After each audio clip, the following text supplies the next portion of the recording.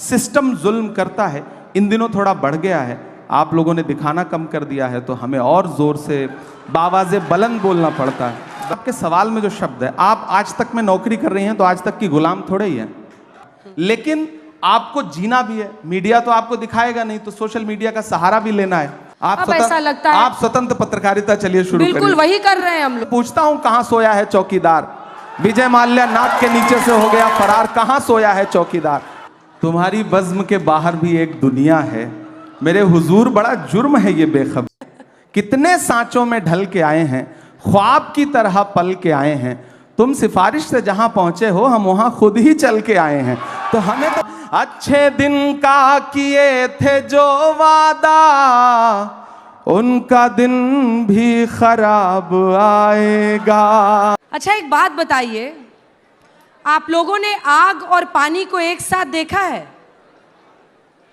Stage पे देखिए,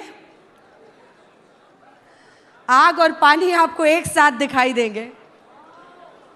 ये एक्चुअली फैसला नहीं कर पा रहे हैं कि आग कौन है और पानी कौन है। ये आप पर छोड़ते हैं।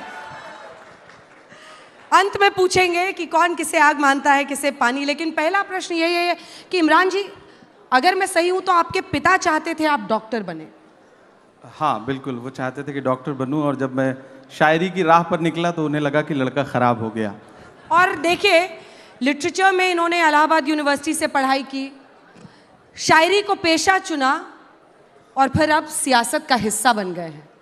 हाँ। तो मतलब कोई पेशा आप छोड़ेंगे किसी के लिए? कर क्या रहे जीवन में आप? पत्रकारिता की पढ़ाई की, लेकिन छोड़ दिया, पेशा नहीं बनाया उसको। करते तो वो भी अच्छा करते। हालांकि शायरी जब मैं कर रहा था तो सियासत को लेकर के शायरी हमेशा जो है वह एक अलग रुख रखती है और बहुत अच्छा नहीं मानती है। मैं तो जिन शायरों को सुन रहा था, बुद्धसेन शर्मा जी को, वो शेर लिख रहे थे कि दिए बुझाती आंधी को भड़काती है, दिए बुझाती शोलों को भड़काती है, आंधी को भी दुनियादारी आती है, यार सियासत की गलियों में मत जाना, नागन अपने बच्चों को खा जाती है।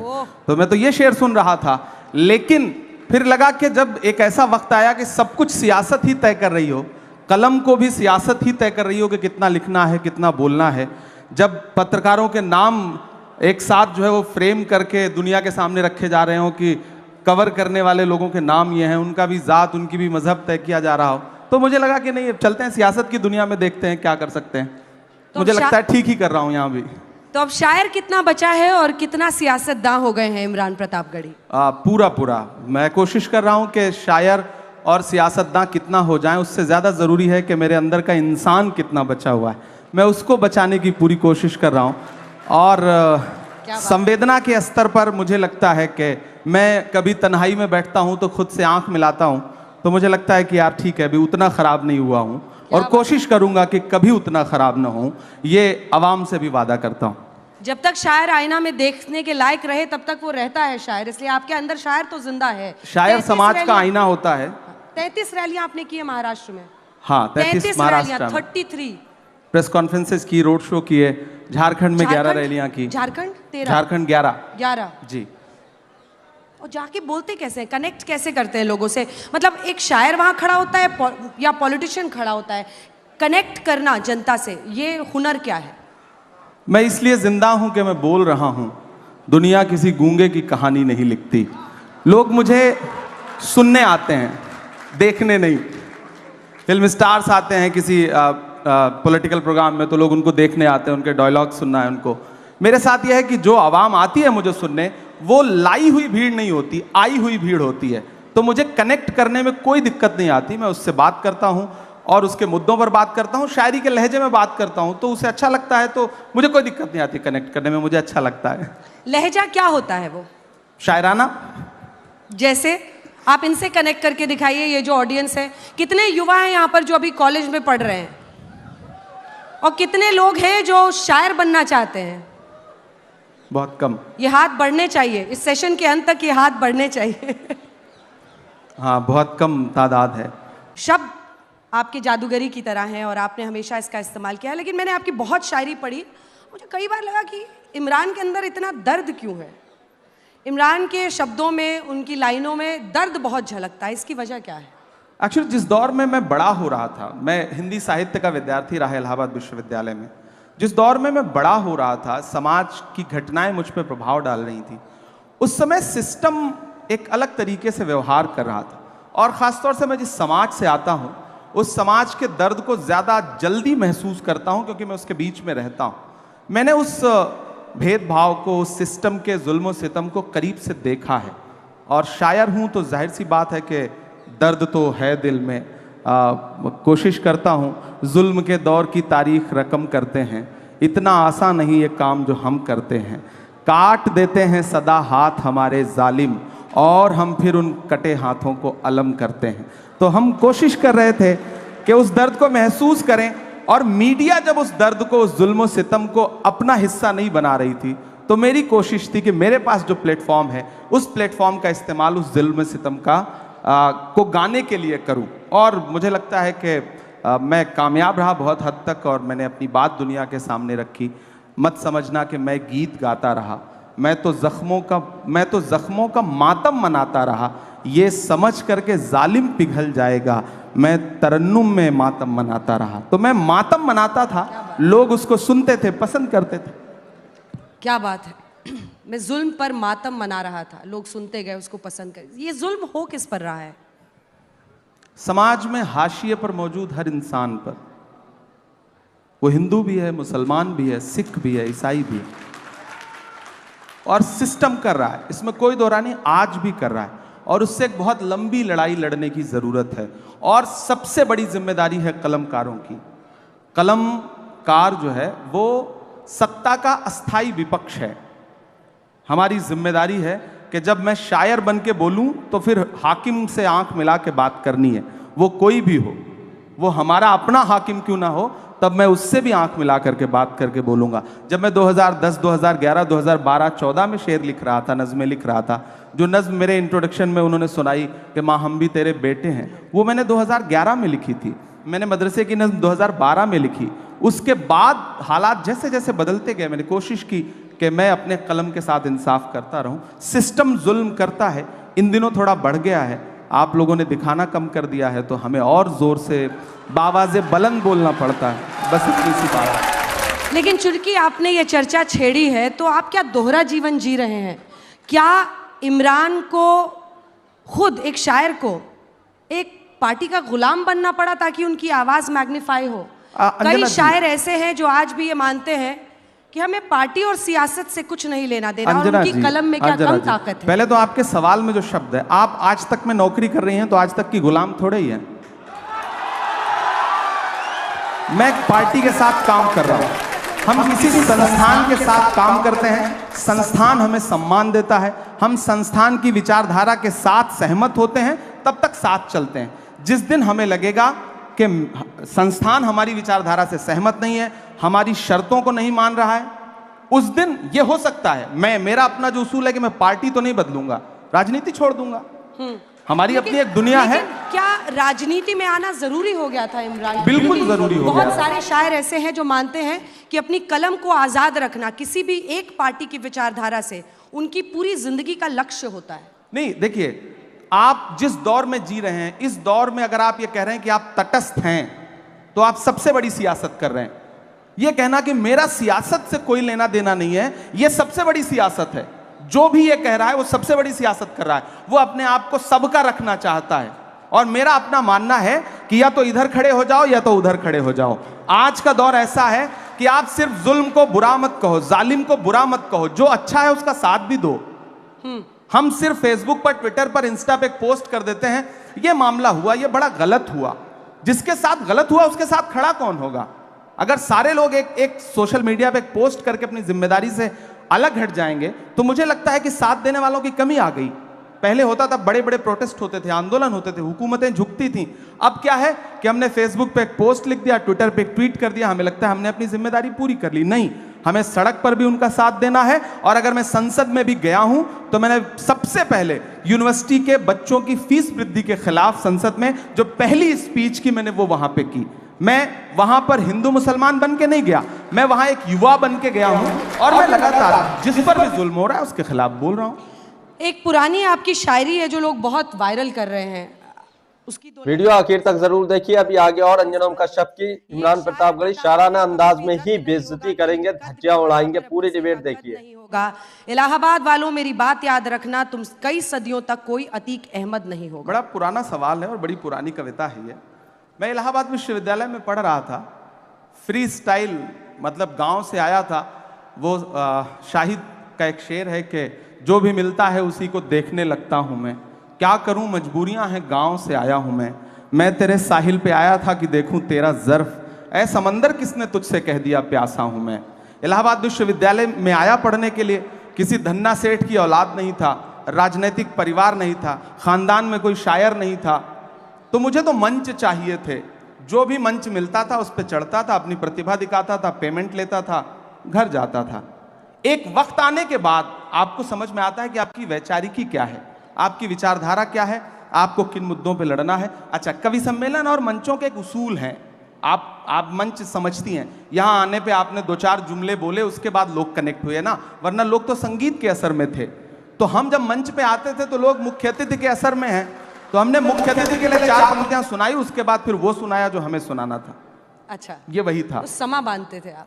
हाँ, इसको समा बांधना ही कह सकते हैं।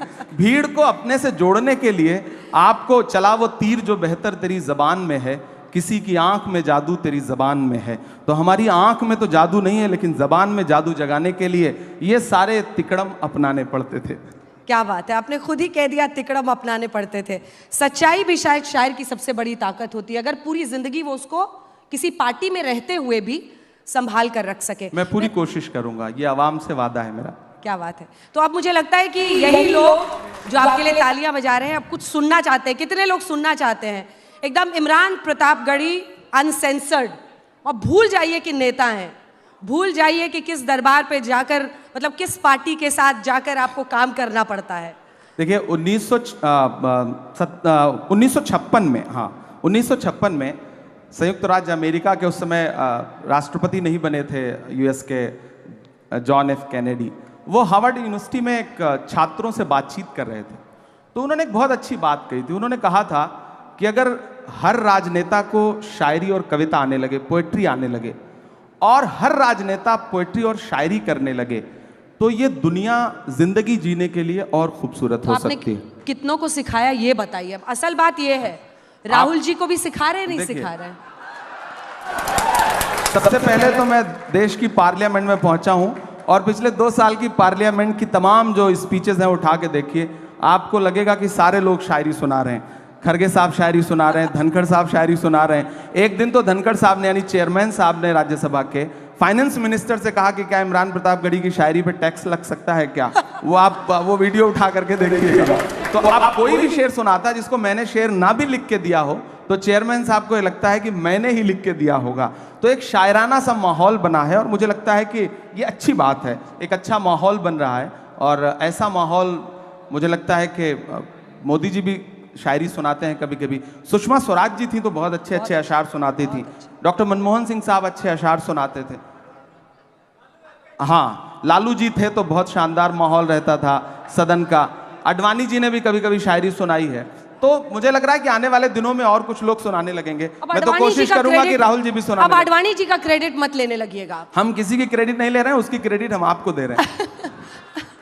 हमको और मेरी नई नस्लों आपके नाम ये शेर कि आप चुपचाप जुल्म सहते हैं, आप चुपचाप जुल्म सहते हैं, आप चुपचाप जुल्म सहते हैं, क्या हुआ आपकी जवानी को,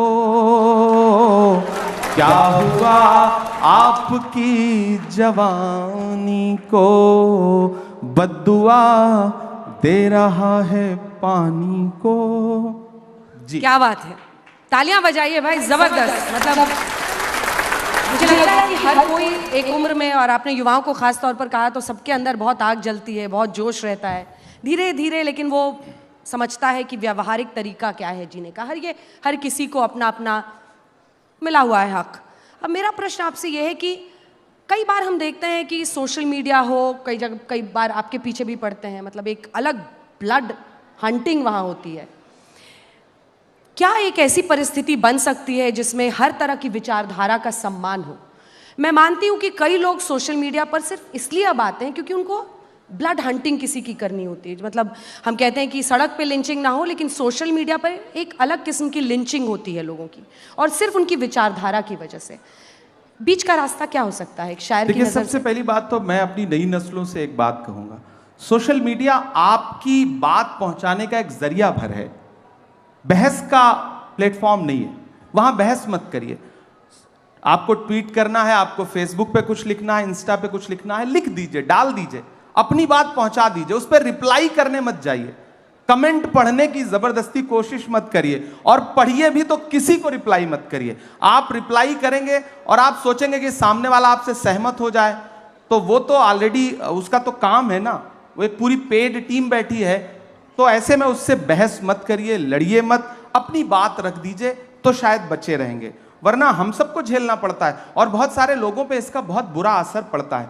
हम लोग तो ऐसी दुनिया से आए हैं गांव में कि अगर आपके खिलाफ आपके अच्छे अच्छे जो पोस्ट हैं उस पर जो कमेंट आते हैं उसको अगर मतलब माँ और पिताजी पढ़ लें तो शायद आपका सोशल मीडिया छुड़वा दें कि बंद करो ये सब, ये क्या तमाशा है। लेकिन आपको जीना भी है, मीडिया तो आपको दिखाएगा नहीं, तो सोशल मीडिया का सहारा भी लेना है। तो ऐसे में हमारे पास माध्यम क्या है? हमें लोगों के पास जाने के लिए एक तो मंच है, दूसरा वो वाला प्रपंच है, तो उससे निपटना ही है। तो आप कैसे पार पा सकते हैं? वो जिसका जिक्र फसाने में था ही नहीं, वो बात इन साहब को बड़ा नागवार गुजरी है। अब बैठे भी हमारे मंच पे हैं, बताइए, यही सुंदरता है। ये नया भारत है, ये घर में घुस के मारता है। यहाँ पे बैठे हैं, मंच हमारा है, और फिर भी शिकायत कर रहे हैं कि हम इनको दिखाते नहीं। शिकायत नहीं कर रहा हूँ, हम लोगों के बीच में बहुत सामान्य बातचीत हो रही है, तो आपको सामान्य तरीके से ही मैं बात कह रहा हूँ। मैं जब मीडिया की बात करूं तो देखिए, मैं कलम का आदमी हूं, तो जाहिर सी बात है मेरी शिकायत भी अपने परिवार के लोगों से ज्यादा होगी। साहित्यकार हमारी भी तो शिकायत है, आजाद रहते हैं, देते अपनी कलम को, क्या धार थी। अब ऐसा लगता है आप स्वतंत्र पत्रकारिता चलिए शुरू करिए। बिल्कुल वही कर रहे हैं हम लोग, वही कर रहे हैं, और इसीलिए आप भी मजबूर होते हैं इस मंच पर आने के लिए। देखिए, आप भी मजबूर होते हैं क्योंकि आज तक जैसा मंच है नहीं। इमरान प्रतापगढ़ी जी, आप भी जानते हैं आज तक जैसा मंच है नहीं। मैं महाराष्ट्र गई, शरद पवार से लेकर नाना पटोले ने मुझे इंटरव्यू दिया। क्यों दिया? क्योंकि उनको पता है कि हमारी क्रेडिबिलिटी और सर्वश्रेष्ठता पूरी दुनिया में धमक रखती है, और वो किसी एक व्यक्ति के बोलने से ना तो ऊपर चढ़ती है ना गिरती है। कुछ चीजें स्थायी होती हैं। तभी आप भी आए हैं, आपके कुछ प्रशंसक आगे की कतारों में बैठे हैं, वो भी इसीलिए आए हैं क्योंकि उनको पता है कि यहाँ पर इससे जो हम वीडियो एडिट कर करके डालेंगे वो वायरल होगा। अंजना जी देखिए, तुम्हारी बज़्म के बाहर भी एक दुनिया है, मेरे हुजूर बड़ा जुर्म है ये बेखबरी। आज तक बहुत अच्छा संस्थान है, मैं किसी एक संस्थान को क्रिटिसाइज नहीं कर रहा हूँ, तो बाकियों का भड़ास यहाँ मत निकालिए। हम यहाँ अगर आए हैं ना, तो आपने हमें बुलाया है, हम तब आए हैं। बिल्कुल हमारे मेहमान हैं आप। हमने कितने सांचों में ढल के आए हैं, कितने सांचों में ढल के आए हैं, ख्वाब की तरह पल के आए हैं। तुम सिफारिश से जहां पहुंचे हो, हम वहां खुद ही चल के आए हैं। तो हमें तो बुलाया गया है, हमें तो बुलाया गया है। और मैं आने और बुलाने के इस बहस में नहीं पड़ना चाहता, लेकिन मैं एक बात ये कहना चाहता हूं कि नेता देखिए, मैं बात पूरी कर लूं उसके बाद, देखिए मैं आपको पूरा मौका दूंगा, मैं आपकी बात का जवाब भी दूंगा। सिफारिश पर मैं भी तो एक कविता सुनाऊंगा। मैं आपके लिए ना, आप सुनिए, नहीं मैं आपकी कविता बाद में सुनूंगा। वृक्ष नहीं जिसको नदियों ने सींचा है, बंजर माटी में पलकर मैंने मृत्यु से जीवन खींचा है। वाह, याद रखिएगा, तो कविता पूरी हो गई। और अब मैं बात जो कह रहा था कि यहां बुलाने और आने का सवाल नहीं है। नेता और मीडिया दोनों एक दूसरे के पूरक हैं। आप हैं तो हम हैं, हम हैं तो आप हैं। बिना हमारे आपका भी वजूद नहीं है, और बिना आपके हमारा भी वजूद नहीं है। हम दोनों एक दूसरे की जरूरत हैं, तो हम दोनों एक दूसरे को उसी रूप में कबूल करें, हम आपस में लड़े नहीं। तो हमें बुलाया गया, तब हम आए। फिलहाल बिल्कुल आपकी कविता बहुत अच्छी थी, सिर आंखों पर आपकी कविता बहुत अच्छी थी, लेकिन नो डाउट आज तक बहुत शानदार कर रहा है, और ये कल तक बहुत शानदार करता रहेगा, मुझे पूरा विश्वास है। डिबेट को पूरा जरूर देखकर जाइए। अभी आगे और अंजना ओम कश्यप की ऐसी शायराना अंदाज में इमरान प्रतापगढ़ी बेइज्जती करेंगे, धज्जियां उड़ाएंगे, तो पूरी डिबेट जरूर देखिए।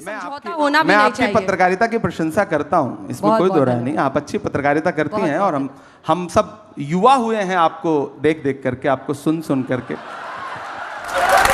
ये मेरे लिए बहुत खुशी की बात है कि मुझे देख देख कर आप जैसे लोग भाई जाहिर जवान सी हो बात गए, है, हम एक वक्त शायर में भी बने और फिर नेता भी बन गए। जब यूनिवर्सिटी में पढ़ रहे थे तो हमें मतलब कुछ चंद लोग हैं, चुनिंदा लोग हैं जिनकी पत्रकारिता सुन रहे थे हम लोग, और हमें लगा कि पत्रकारिता की पढ़ाई करनी चाहिए।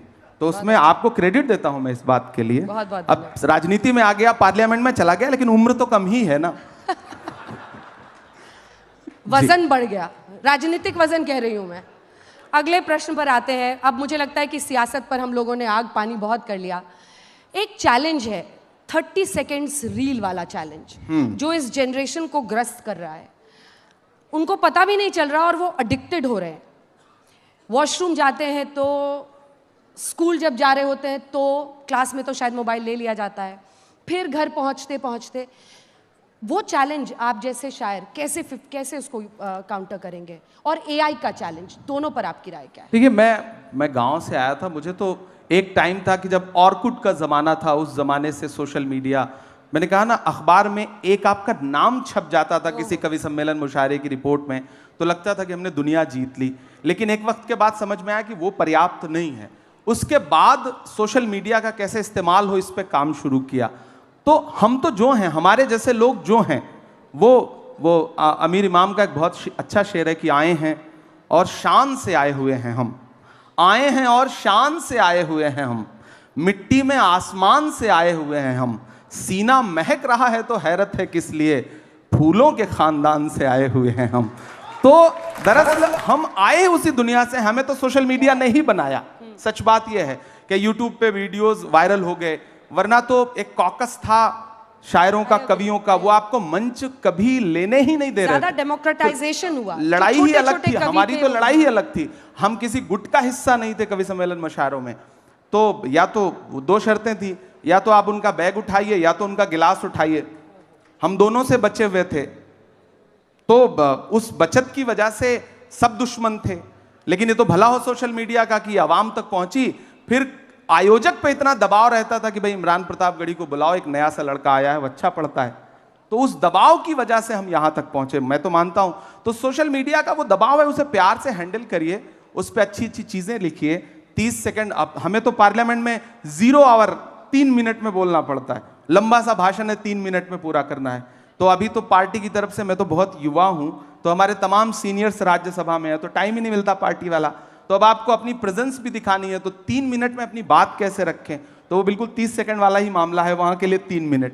तो उसमें कोशिश करते हैं कि अपनी बात रख पाएं, और एडजस्ट कर लेता है इंसान। धीरे धीरे ये दौर भी खत्म हो जाएगा। ये जो नई पीढ़ी है ना, ये बहुत दिन तक किसी चीज को सर आंखों पे नहीं बिठा के रखती, ये उतार देगी बहुत जल्दी। रील वाला खुमार भी उतर जाएगा, मुझे पूरा यकीन है। क्या बात है। वो पीछे से कोई मुझे कह रहा है कि कुछ सुनना चाहते हैं वो लोग।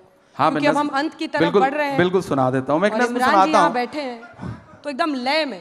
अच्छा, उस पे सुनाएं? नहीं, ये आज ये एक सिस्टम बना हुआ है, इसी पे चलने दीजिए। एक नज़्म सुनाता हूँ। एक दिन हुआ क्या कि पार्लियामेंट में नए नए गए हैं, तो थोड़ा चीखना चिल्लाना ज्यादा, जोश ज्यादा है।